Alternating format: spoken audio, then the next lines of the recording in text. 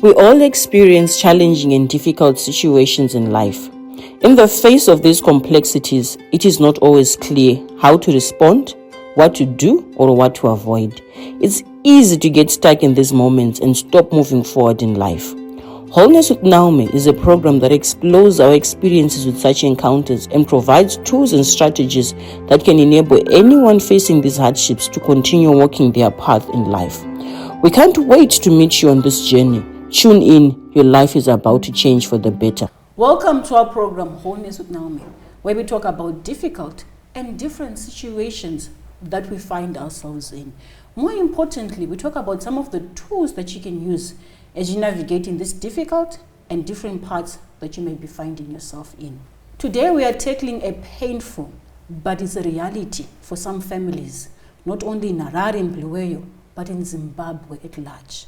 We're talking about drug and substance abuse. It's something that has brought negative effects to families and to the community at large. We're not only looking at the negative effects that it has brought, but we want to be able to come up with solutions that we're able to use as families and communities such that we're able to find light in this particular area. And joining us on the program today is Ms Nyasha, who is a family therapist. Welcome to the show, Ms Nyasha. Thank you. I'm happy to be here. Thank you so much for joining us on this important and pertinent topic where we are talking about drug and substance abuse. What is it that we're talking about when we talk about the word drug and substance abuse? Thank you. So drug and substance abuse is whereby a drug or even alcohol or a substance is used for the wrong intention. Okay. So there is wrong intention. Yes. One is not using it for the intended purpose. Yes. So, Ms Nyasha, as we are talking about this subject of drug and substance abuse, what are the root causes? What causes one to engage in such? Okay, so there are many causes. Number one, it may be a traumatic event that a child or a young person has gone through. For example, a divorce, a marital conflict in the family, abuse, physical abuse, sexual abuse. These things cause a person to go through pain, and sometimes they want to numb the pain. Okay. Number two. So in other words, you're saying what happens to the parents also has an effect on the children, if not Yes. Yes. So a divorce will have obviously happened to the parents. However, if the child doesn't go for therapy or doesn't get the tools in which to deal with every single thing that is happening around this unfortunate event, they may then go to drugs to numb the pain or to just deal with whatever will have happened.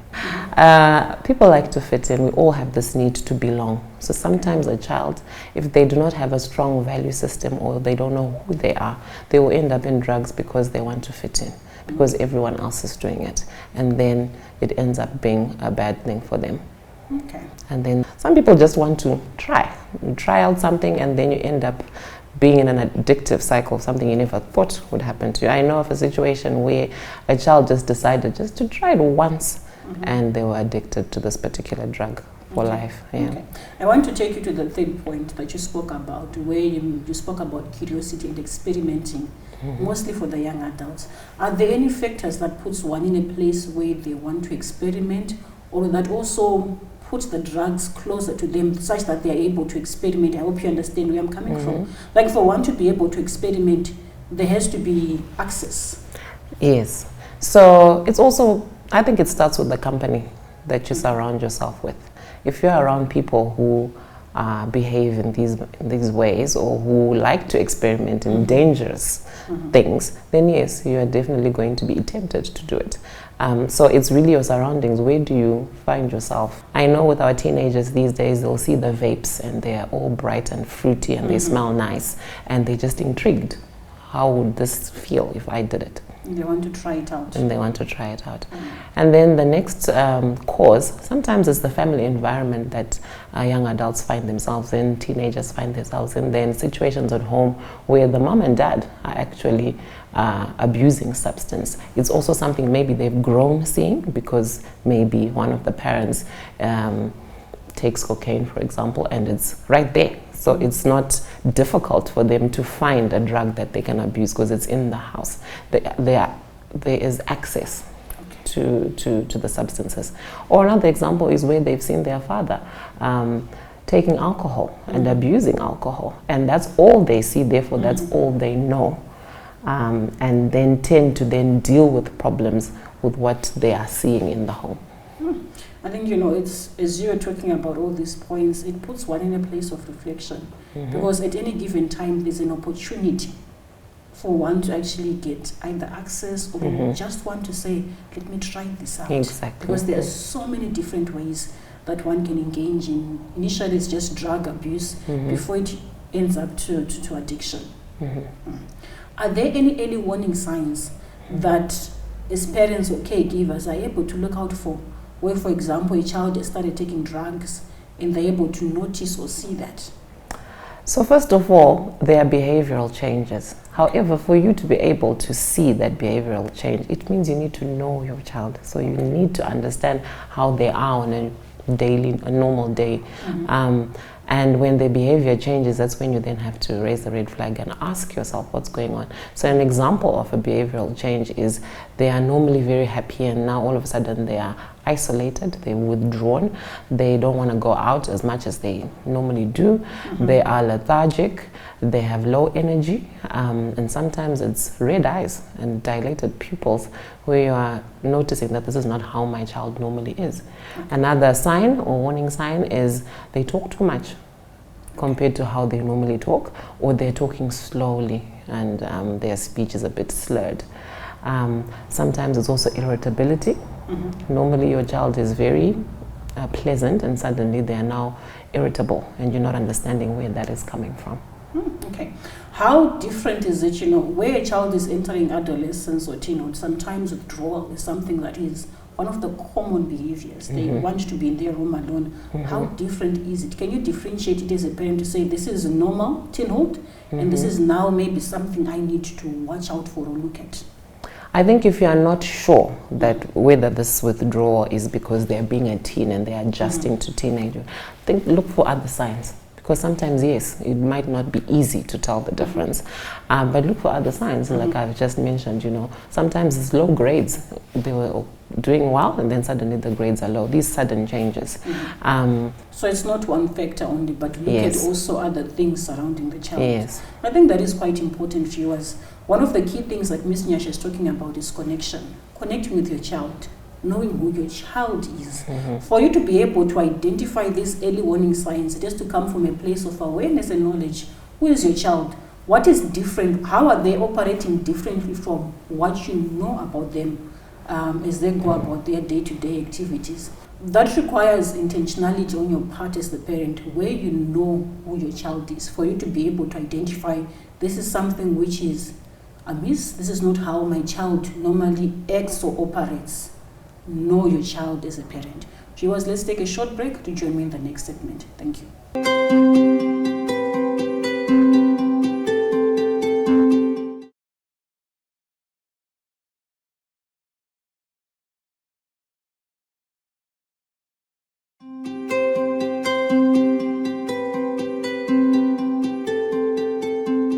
Welcome back to our program, Wholeness with Naomi. Before we went on a short break, Ms Nyasha was sharing with us how to be able to identify if your child has been involved in drugs. Ms Nyasha, I want to understand, what dangers are there? What challenges are there if a child engages in drug and substance abuse? So the dangers and challenges are that for a child, their school is being affected. They struggle to concentrate in class. They have low energy. They struggle to focus, and this affects their grades. At the same time, they get into trouble, because in schools, sometimes they are caught and they're found out that they have vapes, they have drugs in their possession. What does this then do? Sometimes they may end up suspended, sometimes they may end up expelled. And when it's a suspension, for example, it means that they're away from school and missing out on whatever it is that they're supposed to be learning, which then affects their grades. With the expulsion, it's a whole big thing. They're now having to deal with the fact that they're no longer in the environment that was safe for them, that they were now used to, and they now have to go to another school and start all over again. That has an impact on their emotional status. They will feel bad. They will feel bad for themselves. They will feel bad for their parents. They know that they've affected their parents in a bad way. So this may also result in them feeling suicidal. I know of a situation where a child actually tried to attempt suicide after their parents had been told that he had been vaping. So these situations affect a child in a very devastating manner. So what started off as something that I'm looking for belonging, I'm looking for connection. They engaged in the drugs, in the substances, led on to addiction. They're feeling guilty, you know, when they were caught, they're feeling guilty about being caught, and the news being brought to their guardians. And sometimes it ends up being, let me take my life. Yes. That is something which is quite devastating. It is very devastating. But for the child at that particular point, they lose hope. They think that they have no more chances. There's nothing they can do about it. If it's an addiction and there's no help, they feel that they're helpless and there's nothing that they can do. So the best way to deal with this is to die. And this is a future that is being affected of a child. So their future is affected. What about on the parents and the family? On the parents and the family, I feel that a lot of families are not well equipped on how to deal with this. So there's a sense of hopelessness, of not knowing what to do. How do I help my child? Where do I go? There's a lot of stigma surrounding this issue. Sometimes parents struggle to open up to people close to them to tell them that this is what my child is going through. So when they don't do that, they don't get the help that they need. So parents also will be struggling with disappointment, with sometimes as a parent you ask yourself, did I do everything right, or have I not parented correctly? Where, so this where is did I guilt. get it wrong? Yes, well, what did I do wrong? Did I cause my child to end up in this space? So it is a difficult journey for a parent to walk. And I think depending on which country you're in, sometimes you'll find that, I feel that in Zimbabwe, there's not enough access to rehabilitation centers that are affordable, where you can just easily send your child and then they get the help. So you find that most families are having to deal with this at home, and most of the time they are struggling. What's also important to note is that this cuts across all the different socio-economic groups in the country as well. It's not only just the people that, you know, are staying in high-density areas, but even the low-density areas as well. It's cross-cutting. So in the high-density areas or in certain areas, you may find that it's because maybe there are some certain hardships that they're experiencing. Sometimes it's economical hardships, and or sometimes that children or young people are just struggling to get jobs and things like that. Then they tend to be idle, therefore end up experimenting or end up in drugs to just escape from whatever is going on in their lives. On the other side of town, sometimes it's because they're just not having the connection. The parents are too busy making money and all that, thinking that they're doing the right thing by making the money, but them not spending time with their children and not having that connection can cause a child to then decide that, you know what, I think it's best that I just numb all this pain and experiment in drugs and escape for a moment. Okay, I'm going to throw something in, Ms Nyasha. Can we say that children nowadays are fragile? They are not resilient. You know, I'm looking at the eras from our parents to our grandparents. This wasn't as common as it is right now. They faced their own challenges, but they dealt with them in ways that were not as destructive as we're seeing right now.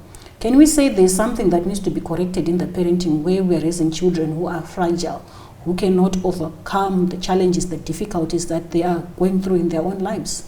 I think there are two things. I wouldn't say children of today are fragile. I honestly believe that social media and the way we live as a global village now has a part in it. So children are exposed to so much information out there, unlike before. When we were younger, we hardly had any information at the tip of our fingertips. That's true. Yes. So you find that children are going through a lot more than we went through. Information overload, all sorts of things that are happening. They'll be on TikTok and they'll watch how taking a drug can be seen in a positive manner, and they want to do that. Unlike us, we were out there playing games or playing outside. We hardly used to watch TV, etc. And to be very honest with you, Naomi, when it was introduced, I remember thinking, I don't like the internet. I'm not going to like this introduction. it is too much. Even as adults, we sometimes, I may be on TikTok or I may be on whatever social media I am on, and after 5 minutes or 10 minutes, sometimes it just feels very overwhelming. It does. So you'll find that our children are growing up in a time where life is not as simple as it was for us, or as mentally healthy as it was for us. I think in the past, mental health issues were less. That's because true. of what we were exposed to compared to what they're exposed to now. And secondly, as parents, we are also facing the challenge that we haven't grown up in the time that our children have grown up with everything that I've just mentioned. We grew up in a different environment. So we sometimes want to parent from that background, which is not necessarily how best to parent a child. And it's also hard for us because we're having to learn how my child, for example, could be feeling in this type of world where there's information everywhere, social media everywhere, and all these pressures. And yet we can't really relate because when we were younger, all this did not exist. So it's very hard as a parent to be able to balance. I think it would be different if our children, it would be different for our children when they're parenting their children because they've grown in this environment and they know how to relate. Okay, that is really quite profound. Viewers, let's take a short break to join me in the next segment. Thank you.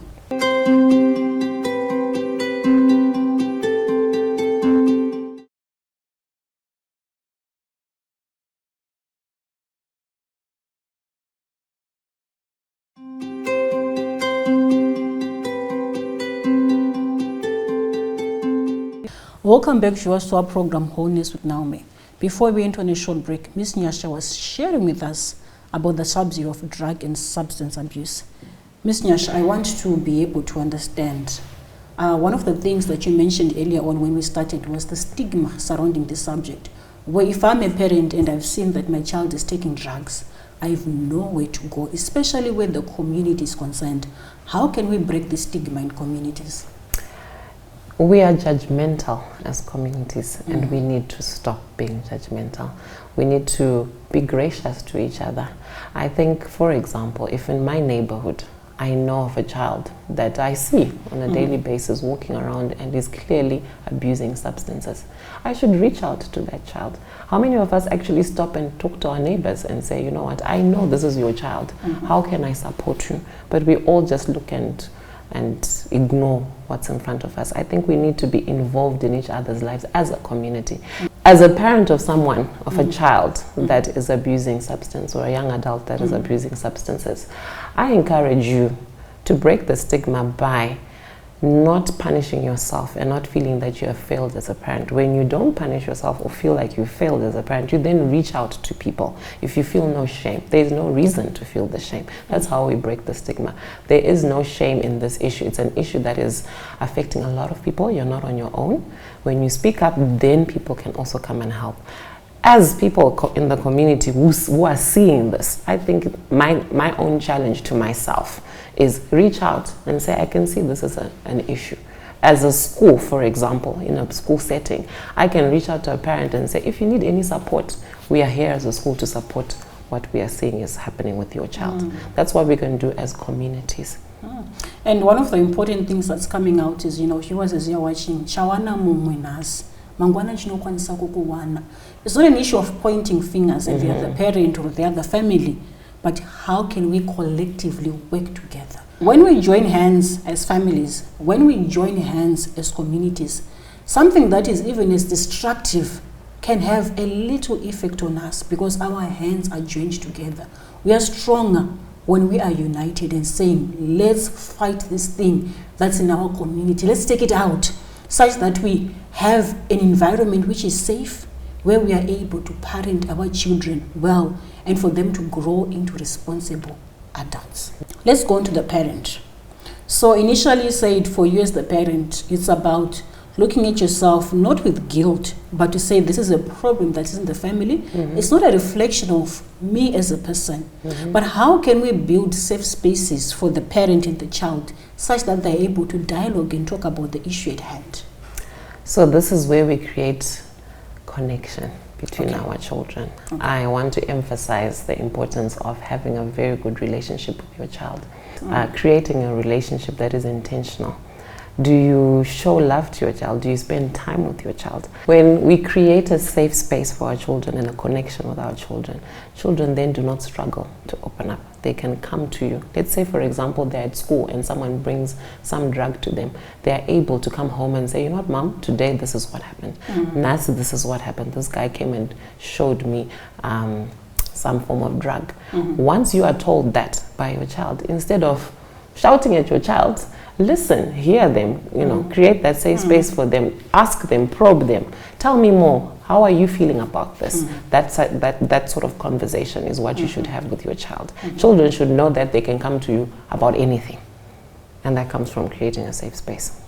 I remember someone sharing with me that it is about how you respond when your child brings any news, any information to you that determines if they will continue opening up to you. So if your child comes and says, Mom, this happened, and you freak out and you give an exaggerated response, sometimes as a parent it's normal, but because you're shocked, you're surprised, because you've also been teaching a child and you're like, but you know better. If you give that response, many times your child will not come back to you. So it's about creating that safe space where, in as much as you may not agree with some of the things that your child may be doing, involved in, engaged in, but listening to them. That's the first part, listening. Before we talk about the discipline, correcting, teaching them from it, but just creating that safe space, that is what would help you to connect better with your child. So, Ms Nyasha, you're talking about connecting with your child. We're talking about a parent where maybe life has happened and they are distant with their child. It's hard for them they don't even know what it looks like or how to be able to take steps to walk towards that bridge that is too far long. How can you start as the parent to bridge that gap that's there between yourself and your child? What practical things can you just share on how to be able to start making steps into that gap? The best way to bridge this gap is to start by having a conversation with your child, to come to the bottom of what has caused the issues that are there between the two of you. And sometimes it's just really reaching out and saying, my child, please can you explain to me whether there's things that I've done that hurt you, and listen to what they have to say. Please apologize. Apologizing to a child is one of the most powerful ways of reconnecting with a child. The child then realizes that, okay, my mom wants to mend things. I think as parents sometimes it's a struggle because we feel that we are supposed to be always right. But with children, they actually respect us more when they realize that we're just as human as they are. We also make mistakes as they are. So when we are vulnerable with our children and we say, you know what, my child, I want to help. I want us to have a better relationship. And we humble ourselves and apologize. It really helps with repairing the relationship. As we are watching viewers, it's not going to sorry. But as we are hearing from Ms Nyasha, this is one of the important things that's really fundamental, especially if you're coming from a place where there's now a gap between yourself and your child. Your child is somewhere there and you are here. Walking through that bridge requires you to be able to actually talk to your child, to connect and say, I am sorry. But I'm sorry for what? Allow your child to be able to communicate with you. Sometimes it's your fault, sometimes it's not. But just creating that safe space where your child can feel heard as a person, that is what brings healing into the relationship. Thank you so much for this informative session, Ms Nyasha. Viewers, you've heard it. The key is not to walk alone as a parent, but to walk in a community with other parents, where we break the stigma around the subject and we join hands together and we say this, we want to fight in our communities, such that we are able to raise our children in a safe space where they can thrive and they can grow. Do join me in the next episode, but in the meantime, let's continue on Wholeness. Thank you.